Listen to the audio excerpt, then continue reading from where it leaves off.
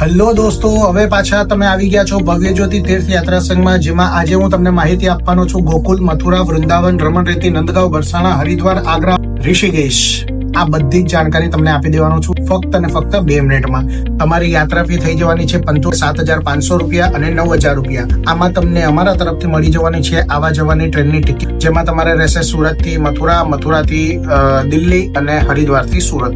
આના સિવાય બીજી વસ્તુ તમને આપી દેવાના છે અમારા તરફથી હોટલમાં રોકાણ. હોટલ અથવા ભવન, નોર્મલી ત્યાં હોટલ ને ભવનના નામે જ ઓળખવામાં આવે છે. તો તમને હોટલમાં તમને 3 નાઇટ મથુરા અને 2 નાઇટ હરિદ્વાર રોકાણ આપવામાં આવશે, જેમાં નોન એસી જ બધી હોટલો રહેશે. નોન એસી ટ્રેનની ટિકિટ રહેશે. બસ તમને રહેશે મથુરા, વૃંદાવન, રમણરેતી, નંદગાંવ, બરસાણા, ગોવર્ધન, પરિક્રમા, એ બધું જ વસ્તુ અમારા તરફથી બસ દ્વારા કરવામાં આવશે.